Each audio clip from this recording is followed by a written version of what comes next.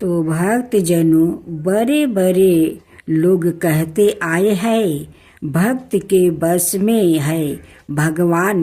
यह बात बिल्कुल सच है। अगर हम दिल से उसको मानते हैं तो भगवान हमारे हमेशा साथ रहता है, हर काम में हमारा साथ बैठता है। आपने बहुत कहानी सुनी होगी जिसमें भगवान उनके साथ उनके हर काम में हाथ बटाते हैं। जैसे ब्रह्मानंद गुरु जब सिर पर गट्ठर लेकर आते हैं तो उनका गट्ठर अपने आप उनके सिर से ऊपर उठकर आता था। उसी प्रकार कृष्णा भक्त जानाबाई जब घर का काम करती थी और काम करते समय भगवान के भजन करती थी, तो जब वो थक जाती थी तो उसका आधा काम खुद भगवान करते थे। इसी तरह नरसी भक्त की बेटी का भात भगवान खुद आकर भरते हैं। दोस्तों, भगवान तो हमेशा हमारे साथ है, बस वो तो हमारी श्रद्धा देखता है कि कितनी है। ऐसी ही घटना आज एक बुढ़िया की मैं आपको बताती हूँ। एक बुढ़िया गुरु गोरखनाथ के दर्शन करने आती है। जाते समय एक दुकानदार की दुकान से वो गुरु गोरखनाथ की मूर्ति चुरा लेती है। जब वो मूर्ति चुरा कर थोड़ी दूर चलती है तो उसकी आत्मा उसे कोसती है और वो आगे नहीं चल पाती है। वो वापस दुकानदार के पास जाती है और कहती है, बेटा मुझे माफ कर दो, मैंने तेरी दुकान से ये मूर्ति चुरा ली थी। मुझे कोई भी सजा दो पर मुझे माफ कर दो। दुकानदार कहता है, तुम मेरी माँ के समान हो, मैं तुम्हें क्या सजा दे सकता हूँ। साजा देने वाले तो गुरु महाराज है। जब तुम यह मूर्ति चुरा कर ले गई थी तो तुम्हारा बटवा यही रह गया था जिसमें 2000 रुपये थे।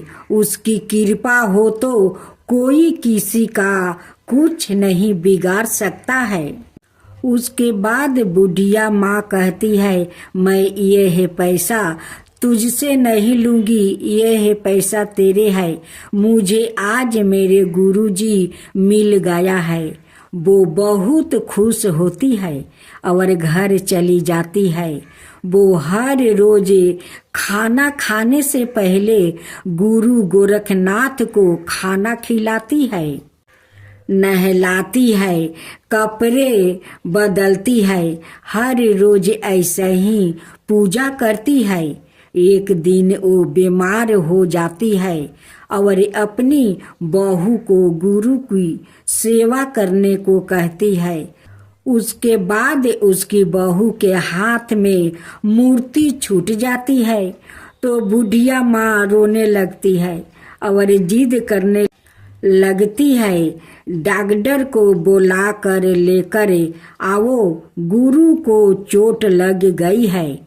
जब वो बहुत समझने के बाद भी नहीं मानती, उसका वहम खत्म करने के लिए उसका बेटा डॉक्टर को बुला कर लाता है।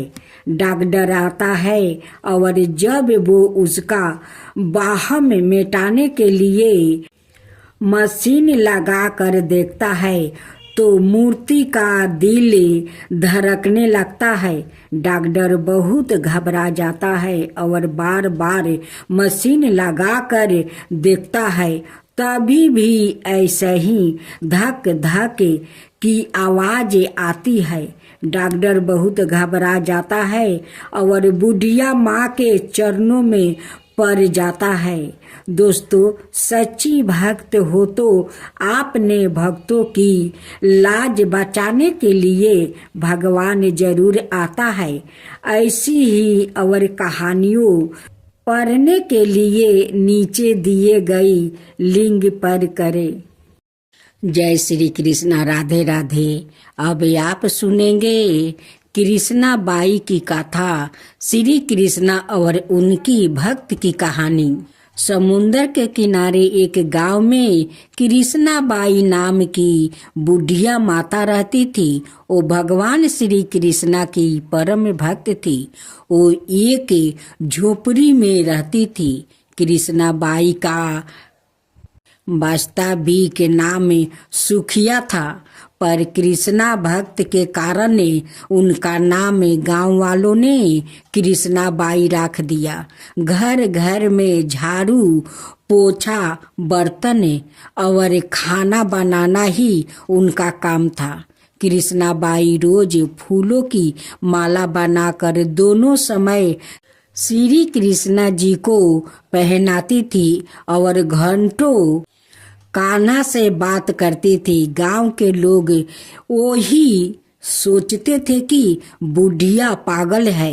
एक रात श्री कृष्णा जी ने अपनी भक्त कृष्णा बाई से यह कहा कि कल बहुत बड़ा भूचाल आने वाला है।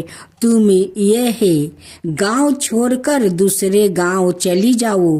अब क्या था, मालिक का आदेश था। कृष्णा बाई ने अपना सामान इकट्ठा करना शुरू किया और गांव वालों को बताया कि कल सपने में कान्हा आए थे और कह रहे थे कि बहुत प्रलय होगा।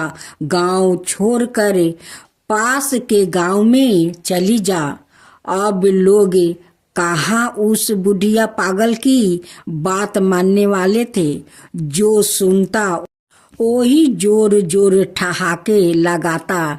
इतने में बाई ने एक बैलगाड़ी मंगवाई और अपने कान्हा की मूर्ति ली और सामान की गठरी बांधकर गाड़ी में बैठ गई और लोग उसकी मूर्खता पर हंसते रहे। बाई जाने लगी। अपने गांव की सीमा पार कर आगे गांव में प्रवेश करने ही वाली थी कि उसे कृष्णा की आवाज आई, अरे पगली, जा अपनी झोपड़ी में से ओ सुई ले आ जिसे तू माला बनाकर मुझे पहनाती है। यह सुनकर बाई बेचैन हो गई और तड़प गई कि मुझसे यह भारी भूल कैसे हो गई। अब मैं कान्हा की माला कैसे बनाऊंगी। उसने गाड़ी वाले को वहां रोका और बदवा से अपने झोपड़ी की तरफ भागी। गांव वालों उसके पागलपन को देखते और खूब मजाक उड़ाते रहे। बाई ने झोपड़ी के तिनकों में से फंसी हुई सुई को निकाला और फिर पागलों की तरह दौड़ते हुए गाड़ी के पास आई। गाड़ी वाले ने कहा कि बाई, तू क्यों परेशान है, कुछ नहीं होना। बाई ने कहा, अच्छा अब चले। अरे जल्दी से अपने गांव की सीमा पार कर। गाड़ी वाले ने ठीक ऐसे ही किया। अरे यह क्या, जैसे ही सीमा पार हुई पूरा गांव ही समुंदर में समा गया। सब कुछ जल मगन हो गया। गाड़ी वाला भी अटूट कृष्णा भक्त था। यने कने पराकरण भगवान ने उसकी भी रक्षा करने में कोई विलंब नहीं किया। इस कहानी से हमें यह शिक्षा मिलती है कि प्रभु जब अपने भक्त की मात्रा एक सुई तक की इतनी चिंता करते हैं तो वो भक्त की रक्षा के लिए कितना चिंता होते होंगे। जब तक उस भक्त की एक सुई उस गांव में थी पूरा गांव बचा था। इसलिए कहा जाता है कि बड़ी बदरिया पाप की बरसाने लगे, अंगारे संत ना होते जगत में जल जाता संसार। अर्थात अगर इस दुनिया में संत में अच्छे व्याकित ना होते तो यह संसार कब का समाप्त हो गया होता। अब आप सुनेंगे माँ लक्ष्मी और साहूकार का बेटी की कथा। एक गांव में एक साहूकार रहता था। साहूकार के एक बेटी थी। वो हर रोज पीपल सींचने जाती थी। पीपल के वृक्ष में से लक्ष्मी जी प्रकट होती थी और चली जाती। एक दिन लक्ष्मी जी ने साहूकार की बेटी से कहा, तू मेरी सहेली बन जा। तब लड़की ने कहा कि मैं अपने पिता से पूछ कर बताऊंगी। साहूकार की बेटी ने घर जाकर अपने पिता से सारी बात कह दी। तब उसके पिताजी बोले, वो तो लक्ष्मी जी है, अपने को और क्या चाहिए, तू लक्ष्मी जी की सहेली बन जा। दूसरे दिन वो लड़की फिर गई। तब लक्ष्मी जी पीपल के पेड़ से निकल कर आई और कहा, सहेली बन जा। तो लड़की ने कहा, बन जाऊंगी, और दोनों सहेली बन गई। लक्ष्मी जी ने उसे खाने का न्योता दिया। घर आकर लड़की ने माँ बाप को कहा कि मेरी सहेली ने मुझे खाने का न्योता दिया है। तब बाप ने कहा कि सहेली के जिमाने जाइयो पर घर को संभाल कर जाना। तब वो लक्ष्मी जी के यहाँ जिमाने गई तो लक्ष्मी जी ने उसे साल दुसाला ओढ़ने के लिए दिया, रुपये दिए, सोने की चौकी, सोने की थाली में 36 प्रकार का भोजन परोस कर दिया। भोजन कर जब वो जाने लगी तो लक्ष्मी जी ने पाला पकड़ लिया और कहा कि मैं भी तेरे घर भोजन करने जाऊंगी। तो उसने कहा, आ जाइए। वो घर जाकर चुपचाप बैठ गई। तब बाप ने पूछा कि बेटी, सहेली के यहाँ भोजन कर आ गई और तू उदास क्यों बैठी है? तो उसने कहा, पिताजी, मेरे को लक्ष्मी जी ने इतना दिया, अनेक प्रकार के भोजन कराया, परंतु मैं कैसे भोजन कराऊंगी? अपने घर में तो कुछ भी नहीं है। तब उसके पिता ने कहा कि गोबर मिट्टी से चौका लगाकर घर की सफाई कर लो। 4 मुख वाला दिया जलाकर लक्ष्मी जी का नाम लेकर रसोई में बैठ जाना। लड़की सफाई करके लड्डू लेकर बैठ गई। उसी समय एक रानी नहा रही थी। उसका 9 लाखा हार चील उड़ कर ले आई और उसके घर वो 9 लाखा हार डाल गई और उसका लड्डू ले गई। बाद में वो हार को तोड़ कर बाजार में गई और सामान लाने लगी। तो सोनार ने पूछा कि क्या चाहिए? तब उसने कहा कि सोने की चौकी, सोने का थाल, साल दुसाला दे दो, मोहर दे दो और समगरी दे दो, 36 प्रकार का भोजन हो जाए, इतना सामान दे। सारी चीजें लेकर बहुत तैयारी करी और रसोई बनाई। तब गणेश जी से कहा कि लक्ष्मी जी को बुलाओ। आगे आगे गणेश जी और पीछे पीछे लक्ष्मी जी आई।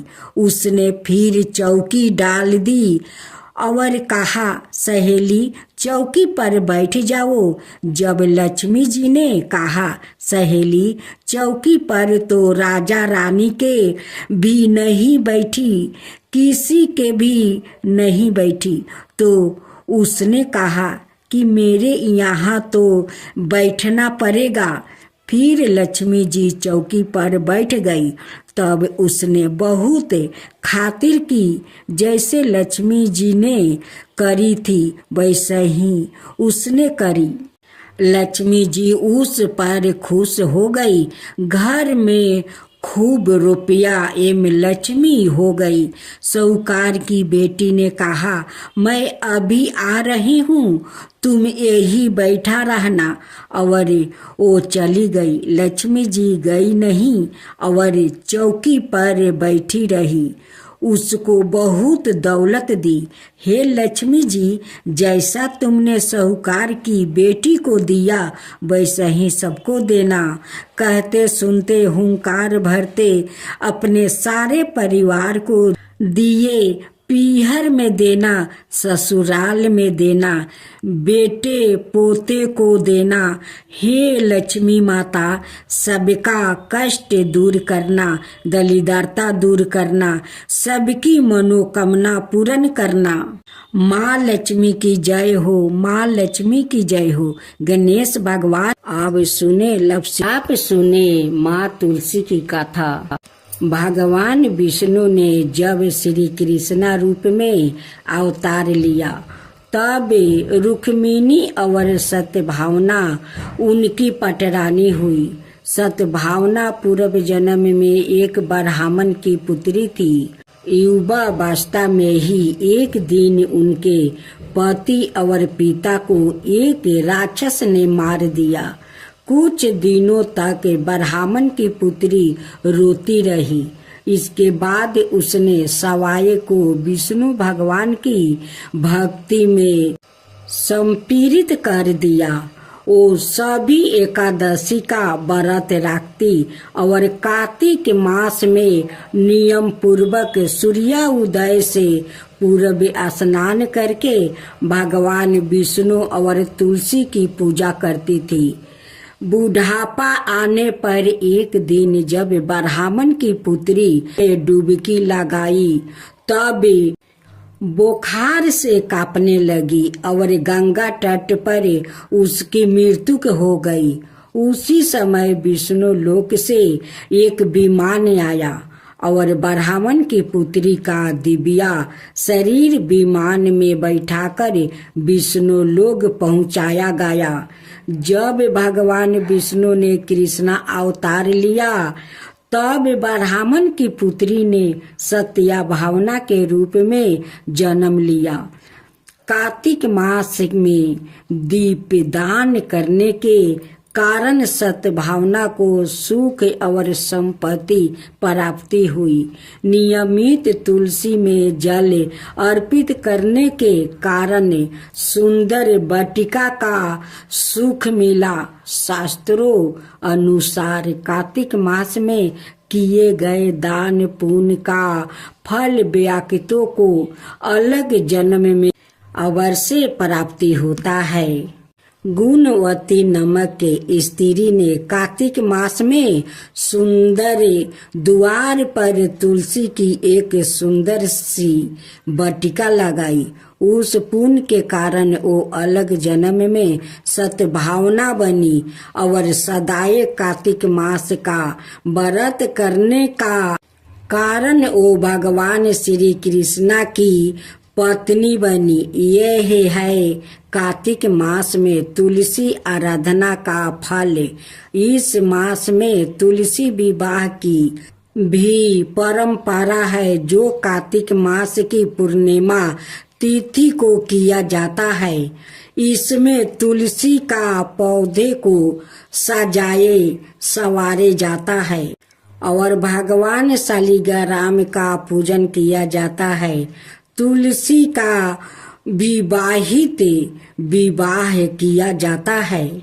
जो व्याकित ये है चाहता है कि इसके घर में सदाए शुभ कार्य हो, सदाए सुख शांति का निवास रहे, उसे तुलसी की आराधना अवश्य करनी चाहिए। कहते हैं कि जिस घर में शुभ कर्म होते हैं वहाँ तुलसी हरी भरी रहती है और जहाँ अशुभ कर्म होते हैं वहाँ तुलसी कभी भी हरी भरी नहीं रहती है। तुलसी हमारी आस्था है और श्रद्धा की प्रतीक है और अपरिमित औषधियों गुणों से युक्त भी। बरस भर तुलसी में जल अर्पित करना और संध्या काल तुलसी के नीचे दीप जलाना अत्यंत श्रेष्ठ माना जाता है। कार्तिक मास में तुलसी के समीप दीपक जलाने से मनुष्य अनंत पुण्य का भागी बनता है। इस मास में तुलसी के समीप दीपक जलाने से व्याकित को साक्षात लक्ष्मी की कृपा प्राप्ति होती है, क्योंकि तुलसी में साक्षात लक्ष्मी का निवास माना गया है। अब माँ तुलसी का दूसरा अध्याय। एक बार राधा जी सखी से बोली, सखी तुम श्री कृष्णा की प्रसन्नता के लिए किसी देवता की ऐसी पूजा बताओ जो परम सौभाग्यवती हो। तब समस्त सखियों में श्रेष्ठ चंद्र नाना ने अपने हृदय में एक क्षण तक कुछ विचार किया, फिर बोली, राधे परम सौभाग्यदायक और श्री कृष्णा की भी प्राप्ति के लिए वरदायक व्रत है तुलसी की सेवा। तुम्हें तुलसी सेवन का ही नियम लेना चाहिए, क्योंकि तुलसी का यदि स्पर्श अथवा ध्यान, नाम संकीर्तन आरोपण चेतन किया जाए तो महान पुण्य प्रदान होता है। हे राधे, जो प्रतिदिन तुलसी की भक्ति करते हैं वो कोटि सहस्त्रों योगों तक अपने उस कीर्तन का उत्तम फल भोगते हैं। मनुष्यों की लगाई हुई तुलसी जब तक शाखा पर शाखा, बीज, पुष्पा और सुंदर दलों का साथ पृथ्वी पर बढ़ती रहती है, तब तक उनके वंश में जो जो जन्म लेता है वो सभी हो हजारों कलापों तक श्री हरि के धाम में निवास करते हैं। जो तुलसी मंजीरी सिर पर राख कर परन त्याग करता है वो सैकड़ों पापों से युक्त क्यों न हो, यमराज की उनकी ओर देख भी नहीं सकते हैं। इस प्रकार चंद्र नाना की कही बात सुनकर परमेश्वरी श्री राधा ने साक्षात श्री हरि को संतोष करने वाले तुलसी सेवन का व्रत आरंभ किया और केतकी वन में 100 हाथ गोलाकर भूमि पर बहुत ऊंचा और अत्यंत मनोहर श्री तुलसी का मंदिर बनवाया, जिसकी दीवार सोने की जोड़ी थी और किनारे किनारे पद्म राग मणि लगाई थी। वो सुंदर सुंदर परने हरी और मोतियों के परकोटे से अत्यंत सुशोभित था। उसके चारों ओर परिक्रमा के लिए गली बनाई गई थी, जिसकी भूमि चिंतामणि से मंडित थी। ऐसे तुलसी मंदिर के मध्यम भाग में हरे फलों से सुशोभित तुलसी की स्थापना करके श्री राधा ने अभिजीत मुहूर्त में उनकी सेवा आरंभ किया। श्री राधा जी ने आश्वासन शुक्ला पूर्णिमा से लेकर चैत्र पूर्णिमा तक तुलसी सेवन व्रत का अनुष्ठान किया। व्रत आरंभ करने के उन्होंने प्रति मास पृथक पृथक रस से तुलसी को सींचा। कार्तिक में दूध से, मार्गशीर्ष में ईख के रस से, पूष में दर्छा रस से, माघ में बारहमासी आम के रस से, फागुन मास में अनेक वस्तुओं से मिश्रित मिश्री के रस से और चैत्र मास में पंचमृत से उनका सिंचन किया और वैशाख कृष्णा प्रतिपदा के दिन उद्यापन का उत्सव किया। उन्होंने 2 लाख ब्राह्मणों को 56 भोग से दीर्पित करके वस्तु और आभूषण के साथ दक्षिणा दी। मोटे मोटे दिव्य मोतियों का 1 लाख भरे और सौरन का 1 कोटि भर श्री गंगाचार्य को दिया। उस समय आकाश से देवता तुलसी मंदिर पर फूलों की वर्षा करने लगे। उसी समय सौरन सिंहासन पर विराजमान हरि प्रिया तुलसी देवी प्रकट हुई। उसके 4 भुजाएं थी, कमल दल के समान विशाल नेत्र थे। 16 बरस की सी अवस्था और सय में कांति थी। मस्तक पर हिमालय किरीट प्रकाशित था और कानों में कंचनमय कुंडल झलमला रहे थे। गरुड़ से उतर कर तुलसी देवी ने रंग वाली जैसी श्री राधा जी को अपनी भुजाओं से अंक में भर लिया और उनके मुख चंदर का चुंबन किया। तुलसी बोली, कालावती राधा, मैं तुम्हारी भक्ति से प्रसन्न हूँ। यहाँ इंद्रिया, मन, वृद्धि और चिंत द्वार जो मनोरथ तुमने किया है वो सब तुम्हारे सम्मुख सफल हो गया है। इस प्रकार हरि प्रिया तुलसी को प्रणाम करके वृष भानु नंदिनी राधा ने उससे कहा, देवी, गोविंद का उगल चरणों में मेरी आहुति की भक्ति बनी रहे। तब तथास्तु कहकर हरि प्रिया अंतर्ध्यान हो गई। इस प्रकार पृथ्वी पर जो मनुष्य श्री राधिका का इस विचित्र उपाख्यान को सुनता है वो भगवान को पाकर कृतार्थ हो जाता है। अब माँ तुलसी का 3रा अध्याय। कार्तिक महीने में एक बुढ़िया माई तुलसी जी को सींचती और कहती,